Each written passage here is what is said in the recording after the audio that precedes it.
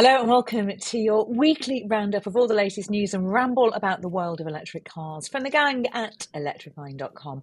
This week, we are discussing World Car of the Year, Amoda's arrival, and the Ford Explorer, which is apparently coming at last. Plus, of course, we'll be answering all your electric questions and dipping into the postbag to hear from you.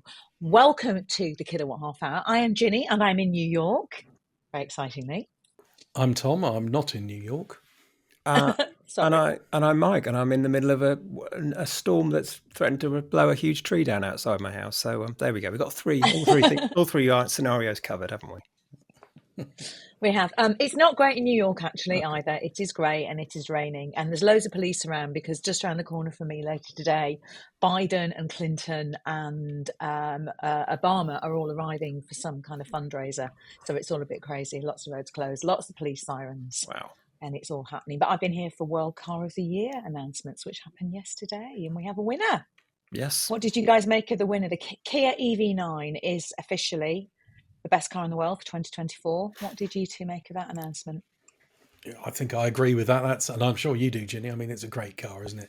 I mean, especially in America, where it makes perhaps a little more sense because of the size. But even here, it's a really clever, nice-looking family car that makes sense, I think. Yeah.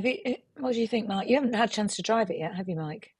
It's the only one of the three finalists I haven't had to drive. So I haven't had the opportunity to drive. So yeah, I mean, from a design point of view, I think it looks good. I mean, you often get a lot of negative criticism about these things, but they're generally not the people who are going to buy that model anyway. So you have to. The only people who can really judge a car like that are the people in the market for it. Because if I'm looking at buying a Super Mini, a 7-seater SUV isn't going to be on my radar. It is too big. But if you are in that market, and there are a lot of family buyers who will be, then that's the real judge of it, isn't it? And everyone I've spoken to loves it. So I think it sounds like it was the right decision. Yeah, it was. It's a great car to drive, and it's interesting what you said, Tom, because when we were in America last year for the driving World Car of the Year driving, where we all jurors come in and you try all the different models that are up for the different awards. Seeing it for the first time on American roads just doesn't look as big. Nothing looks big over here. I've seen like quite a lot of Range Rovers driving around New York, and they just don't look big because everything is massive. So it does really work well here. But equally, I think you and I have both driven it in the UK, and it fills a gap in the market. There are a lot of people that need that practicality of a 6 or a 7-seater, and I think it really opens that up in electric. And I think it was Nick that did that driving the range test with it in where did she go to? Was it Norway she went to? Yeah, and it's massively efficient as well. That was the other thing. So I think they've really nailed it. They were very, very happy yesterday. And Hyundai were also very happy, which of course is the sort of sister company, because the 5N got Performance Car of the Year. And actually, when you looked across the whole range, everything that won yesterday was electric, which is really interesting, just seeing, even in a global perspective where, of course, lots of countries are not, nowhere near the way we are with electric in Europe. But they're still, seeing what great cars they are. So, yeah, we had Ioniq 5N. Kia EV9 took World Car of the Year and World Electric Car. The Volvo EX30 got World Urban Car, which I think was probably quite a good call for that, if only they can fix those software glitches that they've got. But yeah, I thought it was definitely, there was no surprises yesterday. Oh, and BMW i5 actually, and which of course is 5 Series as well, that got the luxury car. So yeah, it was great to see so many electric models being recognised. Excellent, good stuff. So that's what I've been up to. What have you been up to? Come on, what's going on at Electrifying HQ?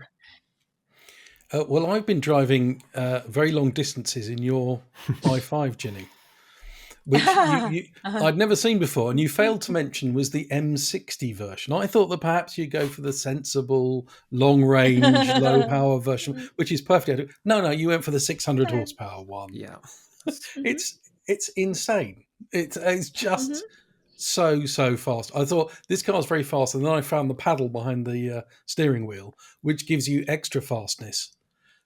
Yeah. It's just ridiculous. But no, I've just stopped doing that. I know. And I did wish on the 255-mile journey I did up to Sunderland in the northeast that you'd bought the 40 version, which would have got there on one charge. But no, it was about 5 miles short. No, I just went for performance. And it's really nice, isn't it? Right. It is a lovely car. It drives beautifully, doesn't it, as well? I do. I have a smile on my face a lot in that car. Yeah. I did first, well, I had to do some research into the key, because I've got a thing about keys. On the Polestar, it always looked like the control box through your Christmas tree lights, and that's because they hadn't been allowed to do the thing with your mobile phone in the UK, which they now are. But that i5, the key on it is so large, I thought I was going to have to get planning permission. It is bigger. It is bigger than some really small cars. It's huge. And I thought, this can't be right. What's the point of this? But looked into it, and you can use your phone as a key. But you have to have both keys in the car at the same time, which is a useful security device, I suppose, to make sure that you're not, if you're you're servicing it, or you're a valet parking or whatever it is, you can't then just do a copy of the key. But we haven't got both, so I have to, do a separate carry-on bag for the key whenever I go anywhere. Did you? Because we talked about that, and I was saying, I wonder if is it something to do with making it less hackable for relay theft? I don't know what the reason is for making it that big. It's a massive key. Huge. I mean, so that's my AirPods case, and it's bigger than my AirPod case. The key. Really? It's probably as thick as one, but it's definitely not. It's massive. Yeah, it's massive. Yeah. I need a whole separate handbag just to carry the key. Yeah. Okay, well, good. Well, I'm glad you've been enjoying my baby. Yeah, so obviously I've done 600 plus miles in the past couple of days in it, and it's a great car for doing that sort of thing. Very few flaws, unlike the rapid charging network, which I've got no words about it because it works. I mean, I had to on some occasions. You turn up and it's a 50 kilowatt charger, and now we're so spoiled in a car that charges as fast as that at like 200 kilowatts, if it can. I want 350 kilowatt chargers, and when I found those, it was charging absolutely brilliantly. But my moan now, trying to get receipts. So you stop for a fast charge. Yeah, and a fast charge isn't a cheap thing if you've got a big battery like that BMW. It's like, well, how do I get a receipt? Because you obviously don't get one out of the actual machine itself. Mm-hmm. Like, oh, well, okay, go onto this website. So you go onto that website and it says, in order to get a VAT receipt, you have to email customer services, but Beryl only comes in on Thursdays. And she'll want the last 4 digits of your credit card, your full name, your parent's place of birth, and a photo of you standing next to the charger wearing a yellow hat or something. It's ridiculous. And if you've done 4 fast charges in a couple of days at different companies, I'm like, what? How? What? I just give up. It's ridiculous, isn't it? We were actually talking about that out here this week because one of my colleagues, Rob, who is the motor manager at the Sun, was trying to get some receipts from GridServe and saying exactly the same thing. He was having an absolute nightmare. And then even if you manage to get through all that, then they have this policy. It takes about 2 weeks for it then to finally come through. Even once you've sent in all the information, it's I don't know what the answer is. It can't be that difficult, can it? That the app can't. I don't know. But anyway, yeah. Yeah, I mean, I think you can probably join various clubs and things, and these cars. Oh, but I don't want to do that. I don't want to. And if you've got we just got to the bottom. We've got rid of all that now. We don't want to have apps and special cards for charging. We just want to be able to plug, charge, get a receipt, go. Yeah. Campaign style. Mike, what would you like to moan about? I feel like you need to join in our moan. I normally moan. Nothing? Well, really? No, I have got something to moan about. I've had 2 things go right with me. The first thing was I put a USB sort in and it was the right way round, which has never happened to me. Whoa. So maybe my luck's changing. Over 15 years we've had USB-A's, and for the first time I think this morning I plugged something in and I didn't need to turn it around. The other thing, the good news thing is my car insurance for the Ioniq 5, it's cheaper this year than it was last year. No No. way. Yeah. You're fibbing. No, 30 You're quid, 30 quid fibbing. cheaper. I must be getting very old and very low risk. Because, I mean, admittedly, it's not from the same people. I'm with LV, Wow. and it came through and it was 200 quid more. And I thought, that's nonsense. So I went on to the Meerkat or whatever. And same thing for Churchill. It was 100 and something pound cheaper. So, exactly the same detail. You So there you go. you are a rarity in that. And actually, I have just come from a recording studio around the corner here where I've been recording some voiceover for a program which is going out on ITV next Thursday night on the 4th of April, and they needed it done today because they have to get things done early. And we are looking at why, in all the years that I've known, driving is never been as expensive as it is now. Yeah. And there's a few things that we'll explore in the programme that's really bumping up prices, cost of repairs being one, for example. But insurance is the real biggie, the massive, massive biggie. And there's some good tips in that programme about how you can bring your insurance costs down. And I'm not allowed to say one of them, but I will tell you next week on next week's podcast, because there's a funny trick about when you need to apply for your insurance, how close to the deadline. Oh, okay. Maybe I'll hit that sweet of it spot. actually expiring. Mine's Yes, about 2 weeks away. maybe you hit the sweet spot. Yeah. That's not far off the sweet spot. Basically, leaving it too late tells insurers that you're actually not somebody who's considered and careful, and the algorithms. Okay. Amazing, isn't it? But that's programmed out on ITV1 next Thursday at 8:30. But we will be talking about insurance. But Mike, you are, as we'll see in this program, you are a rarity. I am a rarity. You really are. The one thing that has gone wrong for me this week is my Ioniq 5 went into zombie mode again, which I don't know if you're familiar with this, but it affects EV6s and Ioniq 5s. And so much as you get in it, it all ping pongs at you like all Korean cars do. But you can't put it in drive. It just sits there kind of like an eager puppy saying, where are we going to go? But the drive thing is effectively dead. It just doesn't go forward, doesn't go into reverse or anything like that. So my trusty 10mm spanner came in useful again, disconnected the battery terminal, plugged in, 10 minutes let the car reboot and everything, and it was all fine. But it was the day before I was going to go to the airport, which I always leave cut too fine. So thankfully it was only going for a walk, so it wasn't too much of an issue. But yeah, it's stuff like that. It just kind of plays on your mind, doesn't it? Because you kind of think, well, is it going to work when I really, really need it? It's happened 3 times since I've had it in 2 and a bit years. So yeah, bit of a pain. You know what? It's not good enough now, is it? This is a really expensive brand new car, and I'm sorry, but most people wouldn't have the wherewithal or the knowledge to get out their spanner and sort it out themselves. No, it's just not. It's not great. I have an electric car fault as well, but my car is 8 years old, so I can forgive it. I'd expect it. You can forgive it. Okay. It started to make a noise like it's got an engine. This is my Nissan Leaf. So my 2015 Nissan Leaf makes a noise like it's being followed by a motorbike. So you're going on. It's only when you get above 30 miles an hour, and then it starts to go like. It's really odd. So I put it in for a service. Yeah. Fine. Put it in for an MOT. Fine. So all the usual things like wheel bearings and all that sort of thing.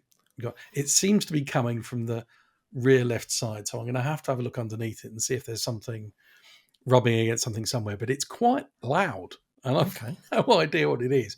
So MOT passed, service, they didn't notice anything, couldn't find anything, but it's definitely there. I'll get a recording of it so we can play it next time. It's very strange. Okay.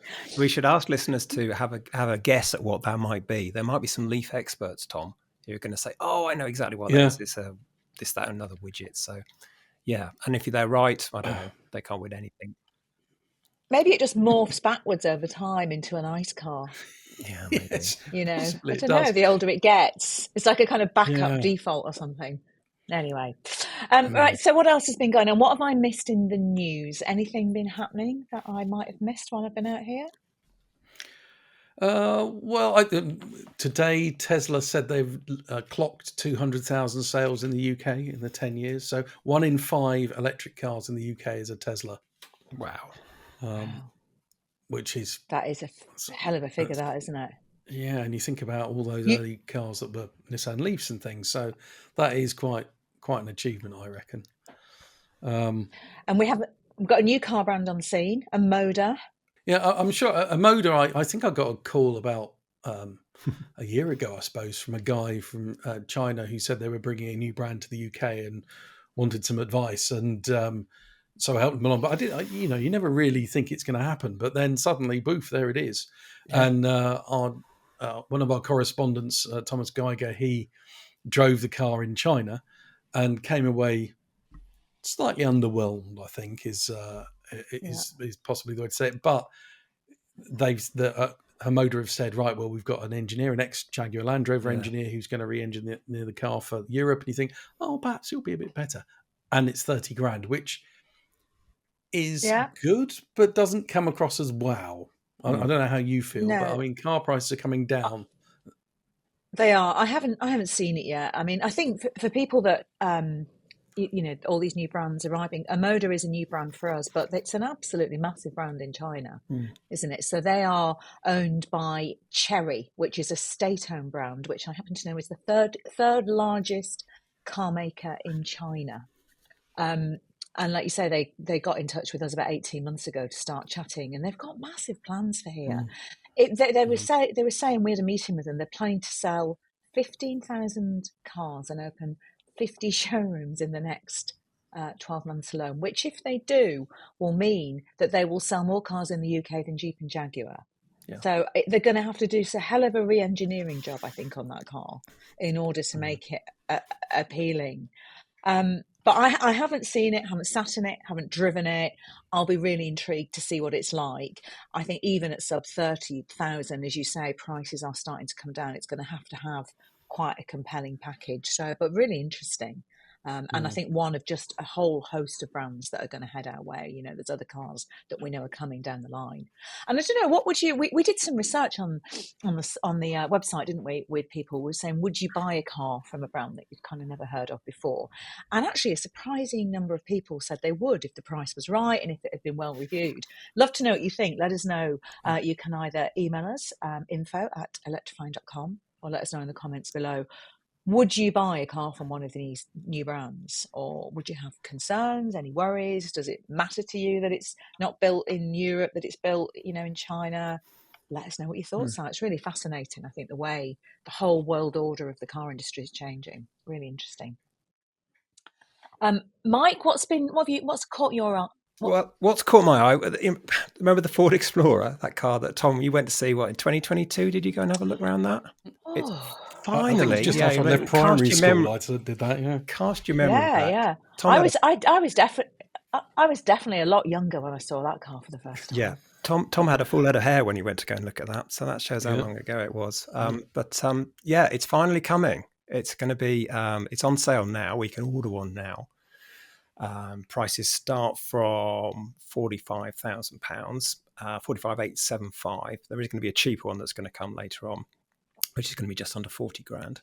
Apparently the delay has been because the project got delayed anyway. And then Volkswagen updated all the battery and drive motors in all their ID cars. They did it quite sort of quietly, really, but all the 2024 model year versions of ID4, Enyaq and ID5 all have this new drive system.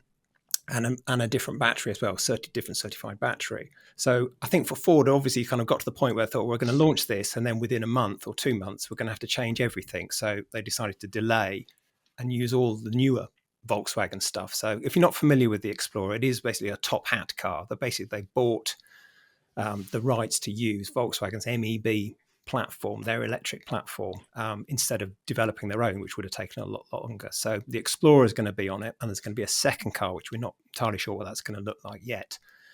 So yes, Explorer is coming. You can order it now. I've done a quick comparison with the price. It's very similar to Volkswagen ID4, as you would expect.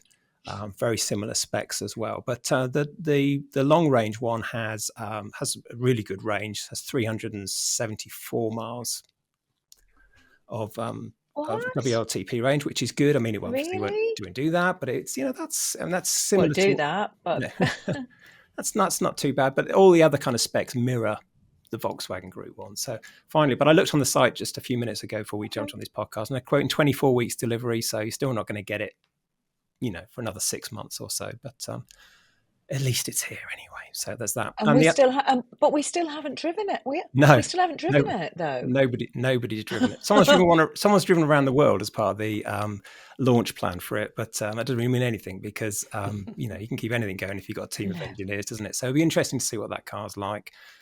Again, we haven't had an invite to drive it yet, so that's probably going to be a few months off before we even get to drive that. But of course, the other big news this week, when you're talking about new brands, just then, Ginny, was Fisker. Like a heavyweight boxer that's had too many punches. It's slightly kind of careering around the ring now, waiting for the referee to call it off because it doesn't look good, does it? It doesn't, and it's been all over the news out here.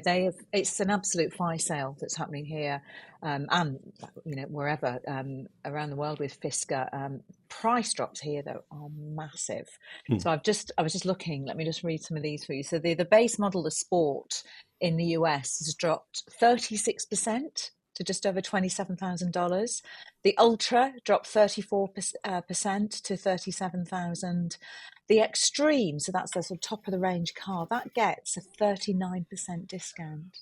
And you can just imagine, can't you, if you are customers who have just taken delivery of a car, you are going to be absolutely furious about that news. But they've got no option. It's such a shame because I know it's had a lot of stick, this car, and I think it's been a little unfairly criticised. They have had software issues. I think everyone that I know that has driven this car, and me included, actually has been quite impressed by how it feels, how it drives. Certainly Henrik Fisker is a great designer. It looks the part.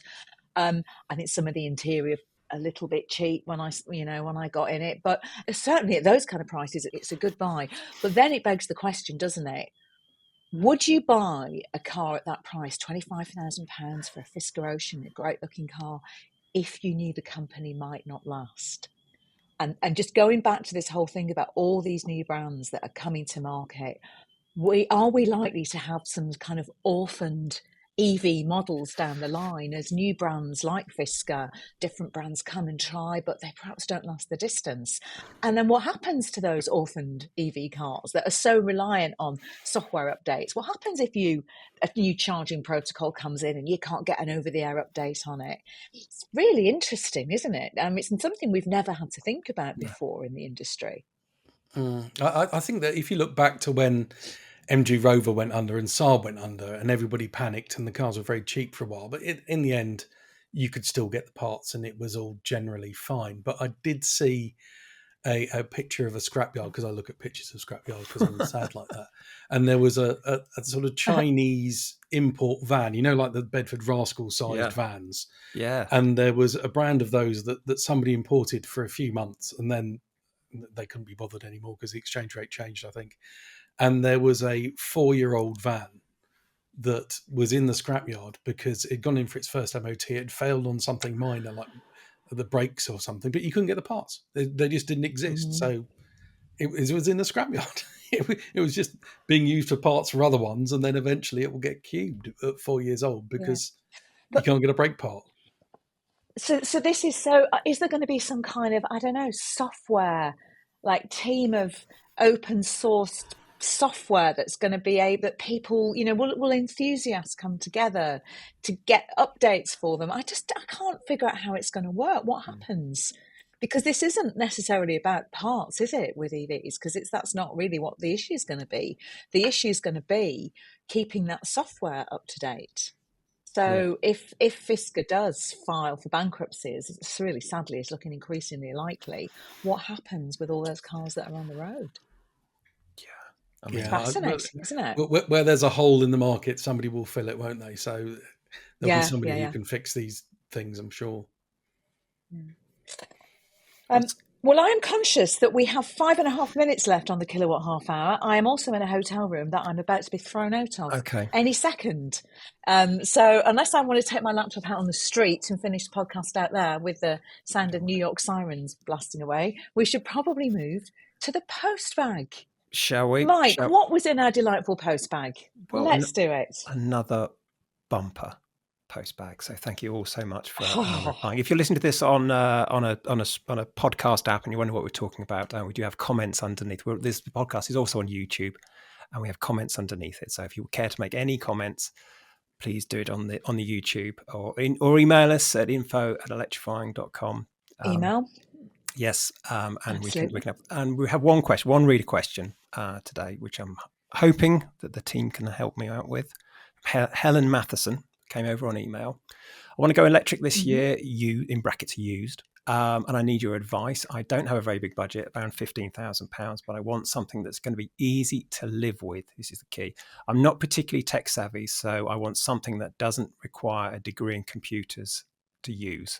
I prefer a small car with a range of no less than 100 miles. I mean, that's a good brief, isn't it? I mean, that's, what do you suggest? Good brief. What do you suggest? Can I go first? Oh, while you're thinking, do you want to? You go first. I know what you're going to say. We both know what you're going to say. A BMW Go on, say it. BMW i3. I wouldn't say I put two people into this car, and they both love it. Both are people who said, "I don't want it. I don't like the look of it. I want something that looks normal and is normal." And both times I've taken them to somewhere that had an i3. I just just humour me, have a drive in it, just have a go in it, see what it's, just tell me that you don't like it, but at least try it.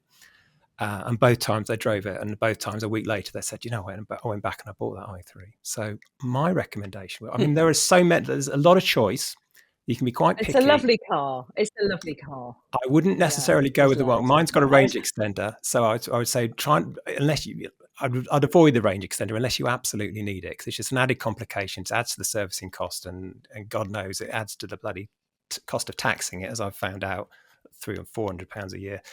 So yeah, an i3 normal one with the biggest battery they do, you would get that for under £15,000. So quite a late model one, low mileage. Honestly, you will not regret it, Helen. I guarantee it. So that will be my choice.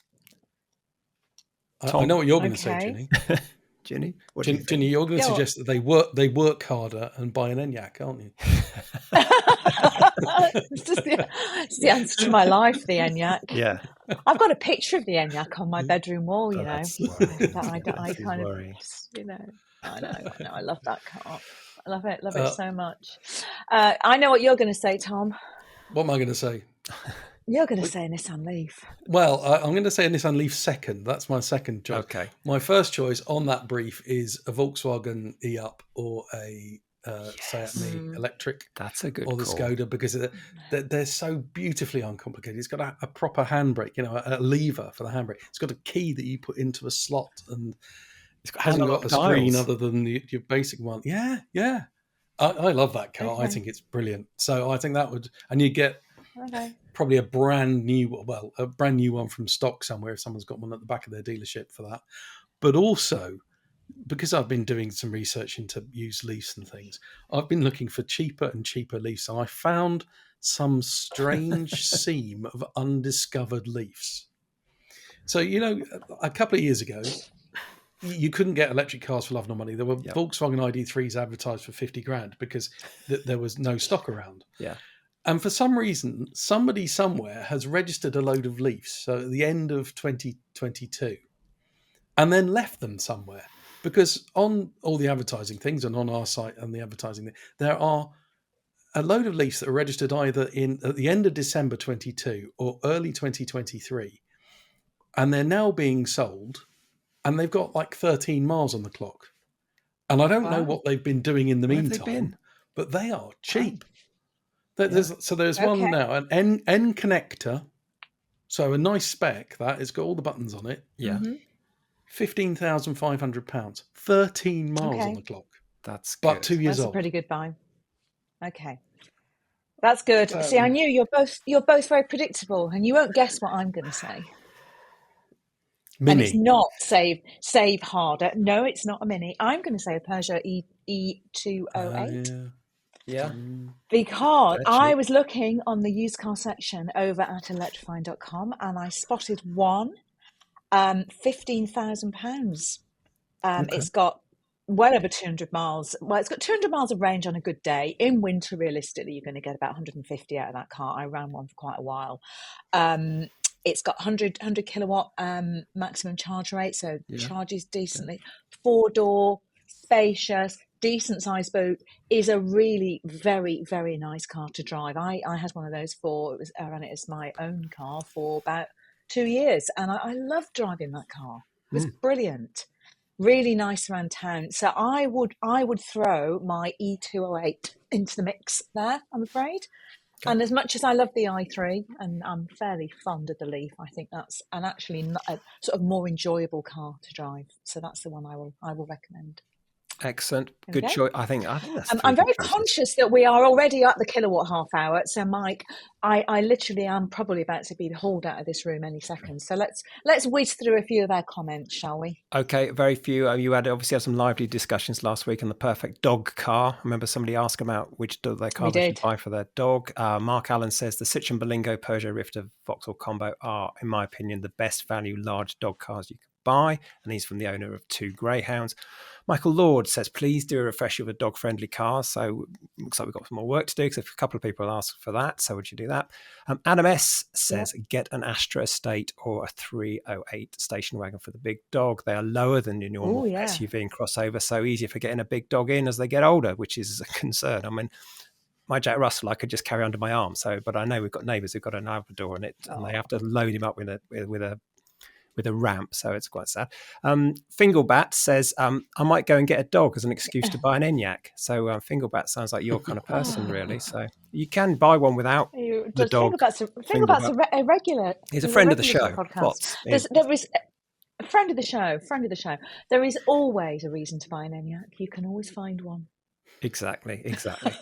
I'm not paid by Skoda. I just love it. No, it's good. And very briefly on the subject of must-have gadgets, I think you discussed last week when I was away. CarPlay. James Cooper says he doesn't miss CarPlay at all. He's on his Volvo C40. He found the native system there to work really well, so he hasn't felt the need to it. Bracken Dog says Park Assist is essential. I spent a terrifying 3 or 4 months with a brand new Tesla Model Y before the software updates caught up. It's like if you drive a car without parking assist or parking beepers, it's terrifying, isn't it? It sounds very first world problem, but it does exist. And Mark Bennett says for Nicola, who obviously isn't here, but we'll pass the message on. She says you can buy a plug-in wireless CarPlay and Android Auto adapter. I think she was saying that she had the inconvenience of having to plug a phone in to get it to work, didn't she, last week? So, but you can buy them. I've got one in the Ioniq 5, which does, because that doesn't have wireless either. And they work really well. So quite rightly says plugging it in every time is a pain. So that's it. So that concludes the postbag. There was many more to read. I could have gone on for ages, but there was many more. I just want to put one in. Ricky Bryan. The Fisker Ocean with its dog window is a good choppy lab car. Yes. But then I'll refer you to our earlier conversation. Exactly. Yes. Gosh, well, what a pleasure it has been. Thank you for joining us. Thank you for listening to the Kilowatt Half Hour. As always, get your comments in, get your car buying questions into us. You can either do that in the comments below if you are listening and watching on YouTube. And if you are on your podcast streaming service, you can email info@electrifying.com. And please do like and subscribe to the podcast, because it really does help us to grow the audience. And it means we can keep doing it every week, which we really quite like doing, don't we? We do. We do. So from all of us, have a very happy Easter. If you were watching and listening to this after Easter, we hope you had a happy Easter, and we'll be back next week. Goodbye. Bye. Bye.